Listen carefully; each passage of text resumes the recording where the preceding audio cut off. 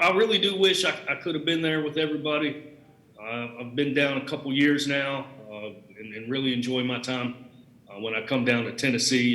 And, I'm from Kentucky, so it's nice to get back close to home. So I wish I could have been there with you guys, but hopefully soon we'll be able to get out and travel around the country. I'm looking forward to hopefully getting out and to some of the conventions around the country as they get set up later this fall, and then looking forward to our convention, our policy development process in January. We've had quite the year, as everyone's well aware of at this point. I think when we think about where we started 2020, I think folks knew that 2019 was a pretty tough year. We had record flooding across parts of Iowa, Missouri, and Nebraska in March of last year.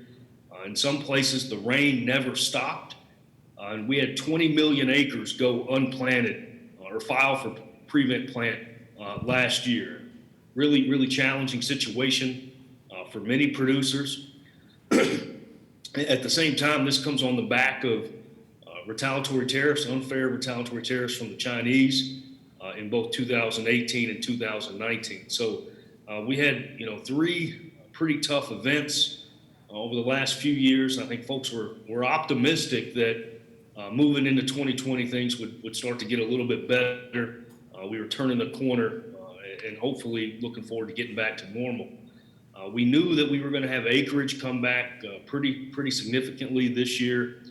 Corn acres are at 92 million acres. That's up from last year. Soybean acres have obviously jumped up as well. We did see wheat acres fall. They're around 45 million acres. That's the lowest level in nearly 100 years. We saw cotton acres fall a little bit this year as well, but we knew that we were going to have ample supplies of our major field crops coming into 2020. We also knew that we were going to have record red meat production. Beef production was expected to climb 1% this year. Pork production was expected to climb 4% this year. Poultry production was expected to climb 1%. Obviously a record high there, a record high on the pork side. And then milk production was also expected to reach a record high in 2020. So again, I think when we were at our March board meeting, Mr. Aiken, I think folks were talking about how optimistic we were rounding, third base coming into home. We had trade agreements in our pocket. We had renegotiated trade in 50% of our agricultural markets.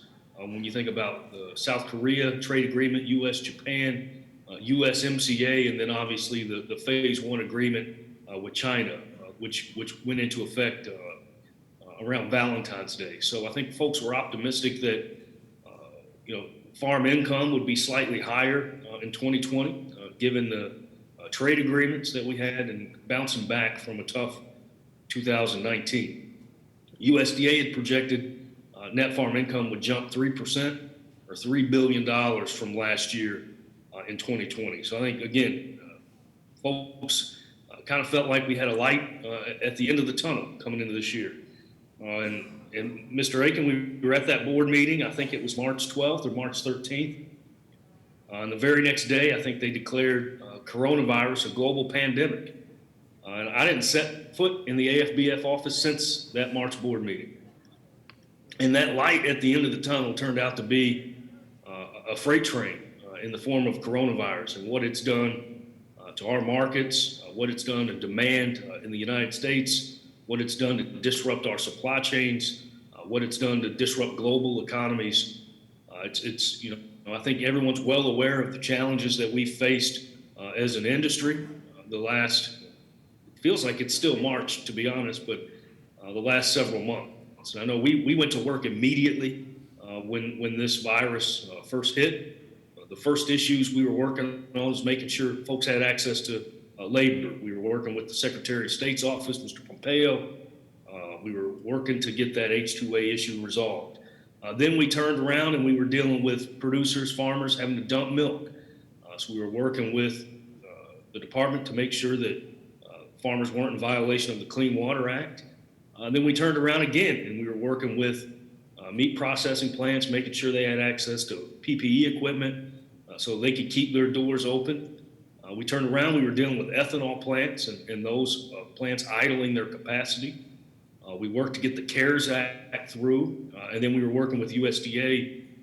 Once the CARES Act was passed and signed by the president on March 27th, we worked to quickly implement that CARES Act and get the stimulus out to ag producers. I think when you think about how disruptive coronavirus is, and we're innovative, and we're going to innovate around this. We're going to find new ways to get food to consumers. We're already doing that, but more than 50% of our food was consumed outside of home in 2018. We spent nearly $2 trillion on food, and again, half of that was in restaurants. That was away from home. It's at schools. It's at hotels. It's leisure, hospitality. And many of those things were immediately shut down. So you had, I remember being on the phone with Idaho Farm Bureau, and all of their frozen French fry orders immediately were canceled because restaurants and schools were shut down. And so they had potatoes with nowhere to go, orders canceled, and they knew they had a big harvest coming this fall. They needed to clear those potatoes to make room for the crop that they were going to harvest later this year. Same thing, we had producers, pork producers. Factories were fabricated to make large packs of bacon to deliver to restaurants. Well, as those restaurants closed, those plants aren't fabricated to make 1 pound packaging, so you had product with nowhere to go. And you can find scenarios just about everywhere in agriculture. I get emails almost every day from producers. Yesterday I had a bison producer emailing me because they've lost their market. The day before I had a young man that was an egg producer who had his eggs going into local restaurants, lose his market. We've been working with aquaculture producers, especially down in Louisiana, that lost their market. Oyster producers off in Maryland that have lost their market. Every sector of agriculture has been impacted by COVID-19. And we've been working with USDA. We worked through this CARES Act and the Coronavirus Food Assistance Program. They had a notice of funding availability where we were able, I think American Farm Bureau efforts along with our states across the country, we were able to identify many commodities that should have been eligible for CFAP support that weren't included in that first tranche. And I'm proud that USDA has massively expanded the availability to specialty crop, to fresh cut flowers, sheep producers, liquid egg producers, frozen egg producers, as well as many different aquaculture species, inland aquaculture species. And again, I think that's on the back of efforts of AFBF and all the state farm bureaus working together across the country to get that information to USDA. When you think about, the economic impact of this, we talk about food and the disruption to the food supply chain, but to put this into perspective, how devastating this has been to our economy. And again, this is not anything that you all haven't already heard before, but over the last decade, we added 23 million jobs in the U.S. economy. And within 2 months, we had lost a decade's worth of job growth. We lost 21 million jobs in April. A lot of those jobs were in the food service and hospitality space, and we're slowly coming back. But it's going to take a while before we get back to where we used to be. I was on a call this week with some folks that work in the airline industry. Airline traffic, the number of airplanes in the air around the world are now at about 50% of year-ago levels. Those airplanes are at about 50% capacity, and they estimate that for travel around the country, it'll take 3 or 4 more years to where we get to until we get back to 2019 levels. So this is going to have a long-lasting impact on our economic growth as we move forward. When you think about particular sectors that were hit the hardest, we can look at year-over-year retail sales, and I'm just going to pick the bottom 3 on this chart. The first is food service and drinking places. Well, that hits our animal proteins. That's our beef, our pork, our dairy, our chicken. We talk about fruits and vegetables, farmers that lost a market, had to plow under a crop. We talk about aquaculture, where 60 to 70% of the catfish that's raised in this country goes to the restaurant business. And that sector saw a 30% year-over-year decline in sales from June of this year to June of last year.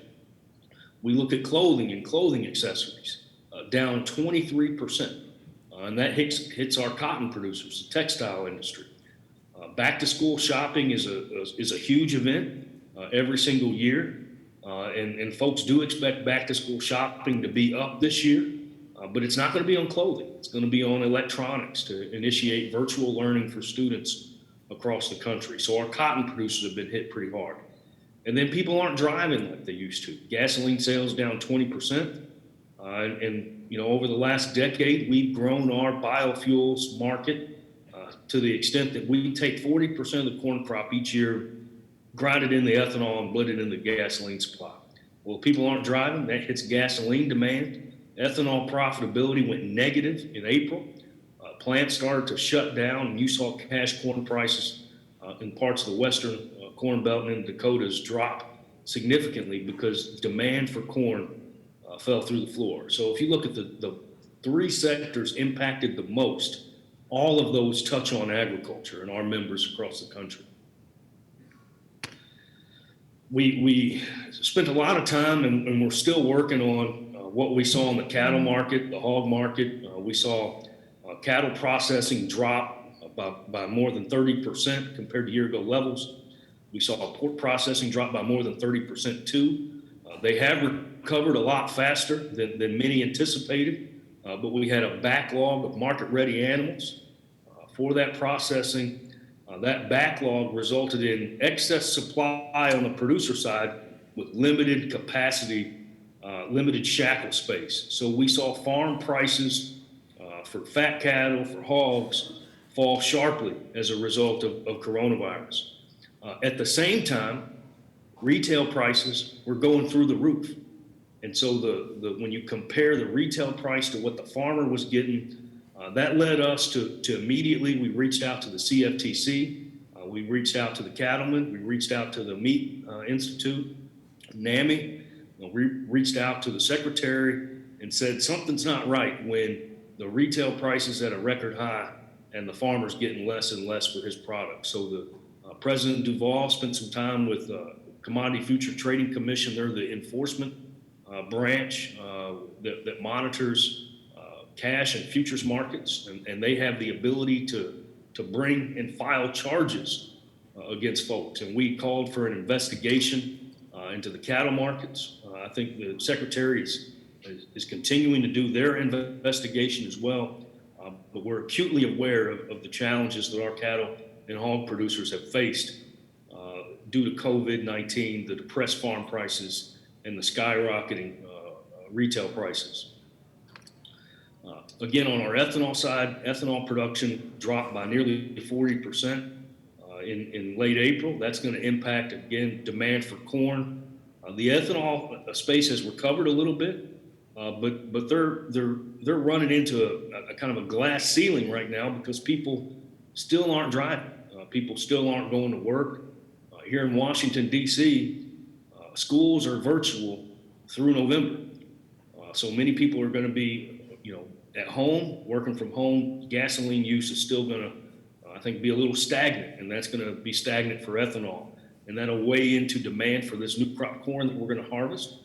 We saw USDA this week lower the corn price projection for next year to $3.10, which is about 50 cents per bushel less than prior to the coronavirus. So I think the implications are pretty widespread, impacting all of our membership across the country.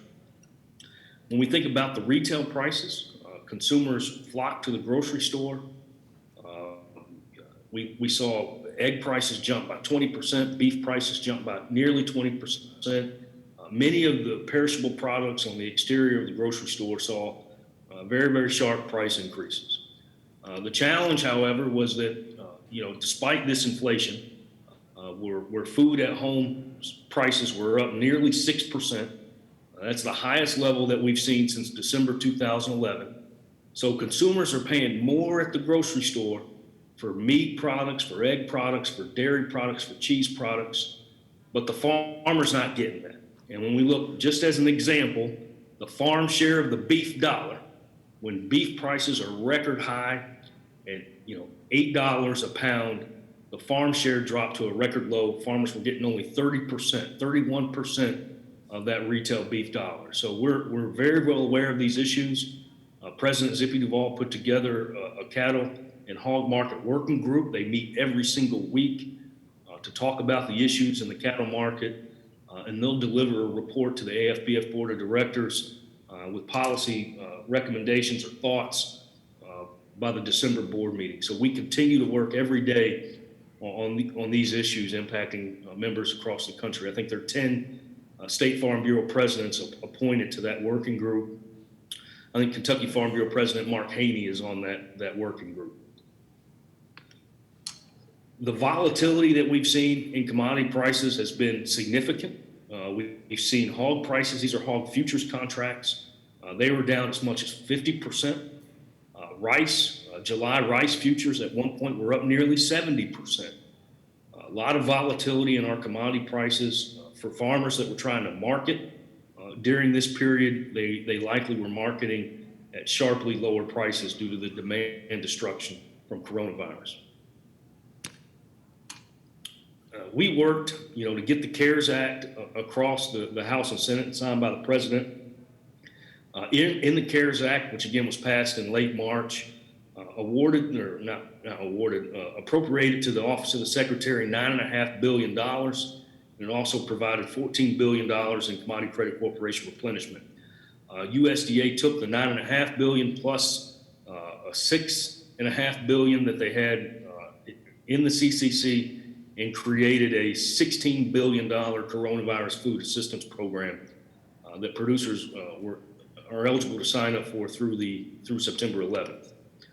If we look through this week, we've seen about $7 billion in CFAP money go out the door, about 50% of the estimated payments.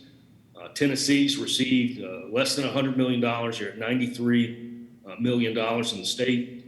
Iowa leads the country with their intense cattle feeding, hog, and corn operations. They've received about $700 million.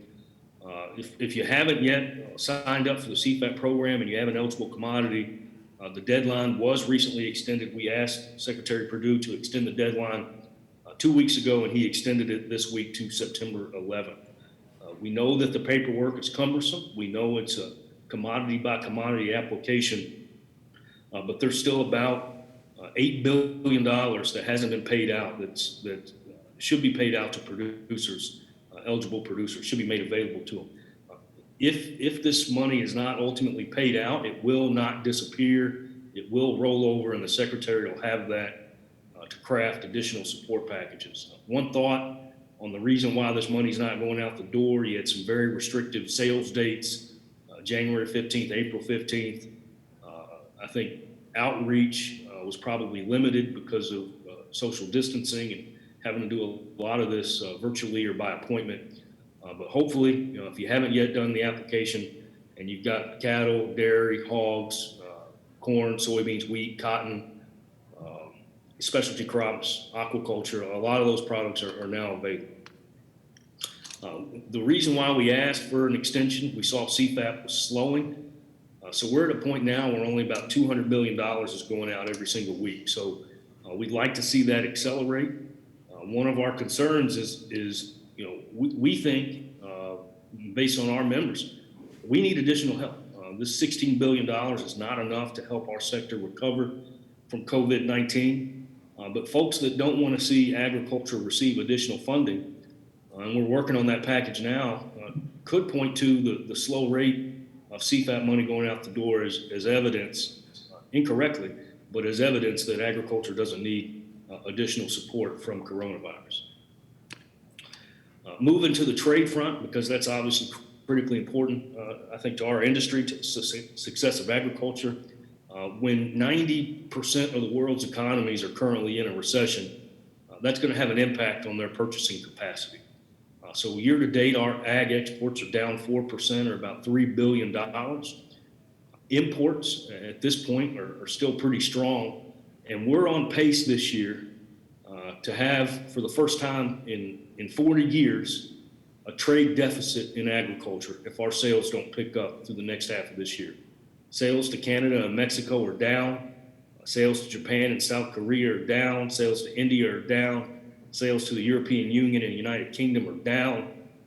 One of the few places where sales are up is to China, about 425 million in additional sales.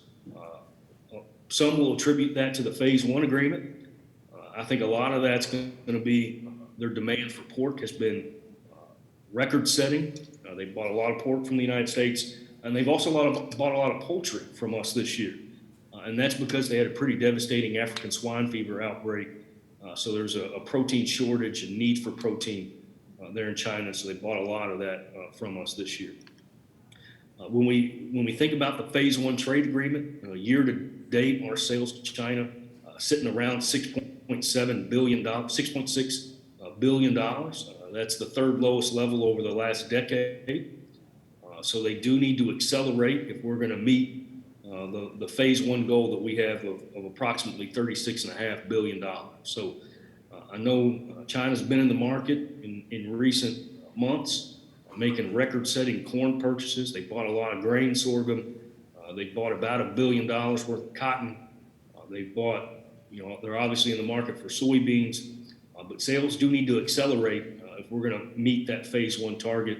And I believe the president, or not the president, but the U.S. and China, Ambassador Lighthizer, and the Chinese trade negotiator are set to meet tomorrow to review the status of the phase one agreement.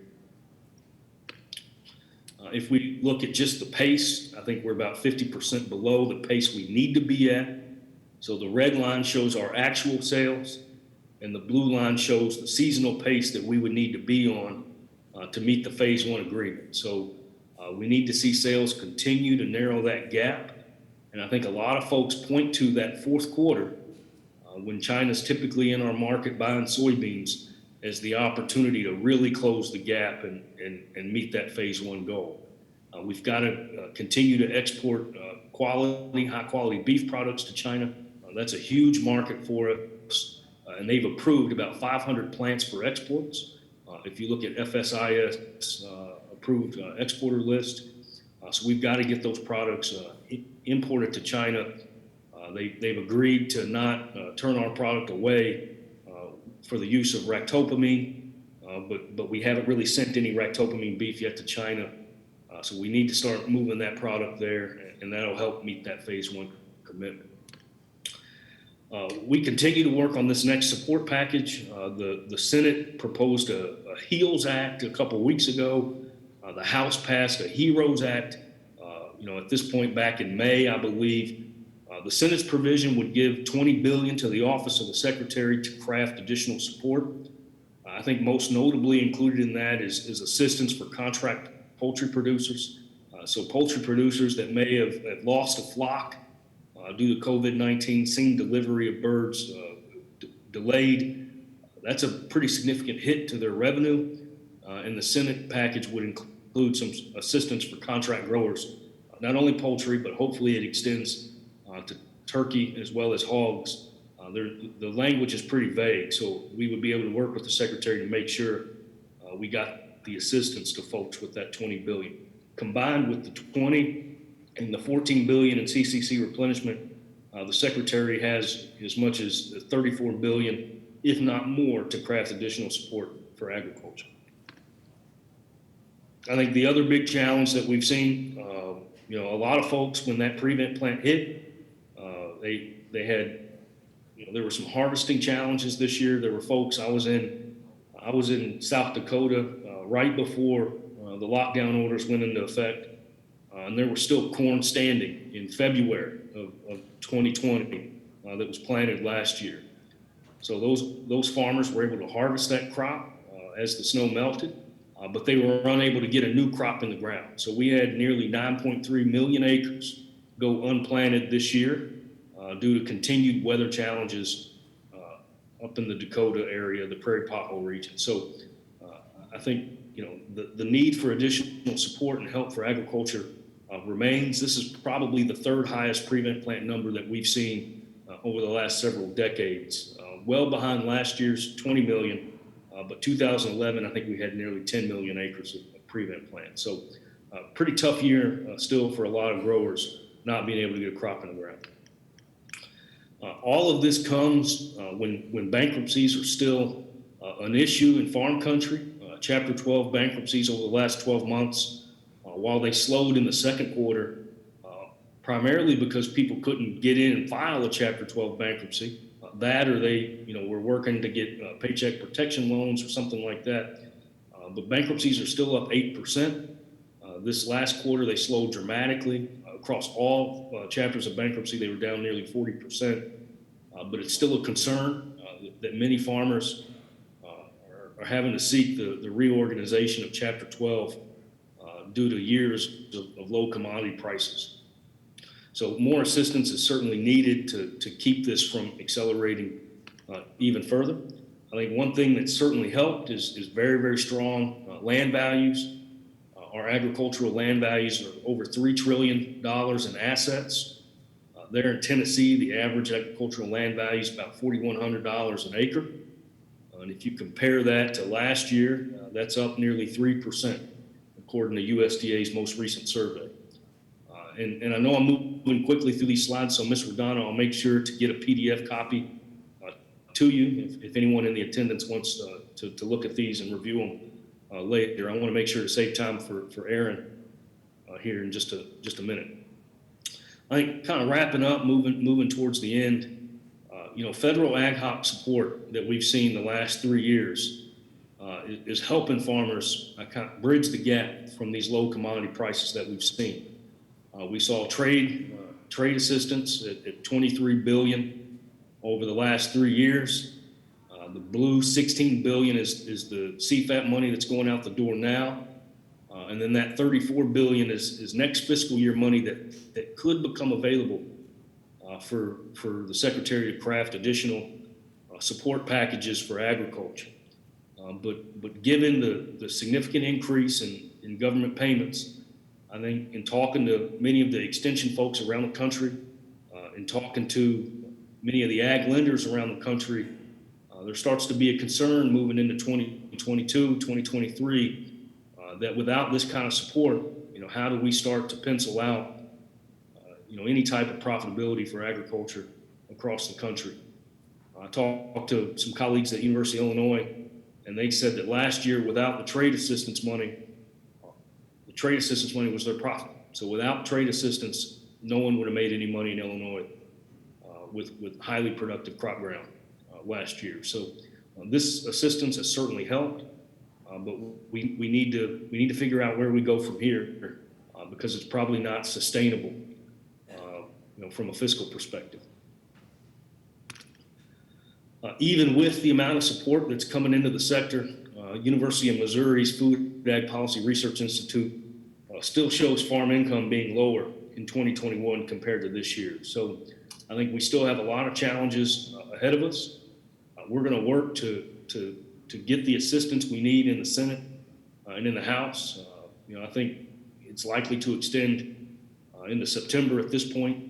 Folks are going to be back in the office after Labor Day, and hopefully we can get that assistance and get producers that are continuing to suffer losses some much needed help. I've been on the phone in recent, the last month and a half. My phone's going crazy from dairy farms across the country that are, while you see really high milk prices in Chicago, milk checks back on the farm aren't going up like they should, and folks are obviously very discouraged by that. In California, I had a producer call and they got a $10 deduction on their milk check this past month because of volatility in their market. So we're going to continue to work on all of these issues, continue to work with all the state farm bureaus across the country to make sure that we help folks get through this. And all the information that we provided here today, we have a great team of economists at American Farm Bureau, happy to help you whenever. Ms. Rodana knows my phone number, so she can call me whenever she needs. But if you go to our website at fb.org/marketintel, a lot of the information that I presented here this morning, we put up on our website throughout the week. I think since March, we've published about 70 articles and have about 500,000 visitors to our website reading this content. So pretty timely information on what's happening in agriculture in an ag policy. So thank you very much for the opportunity to join you all. I wish I could be there in person, and I look forward to your questions later.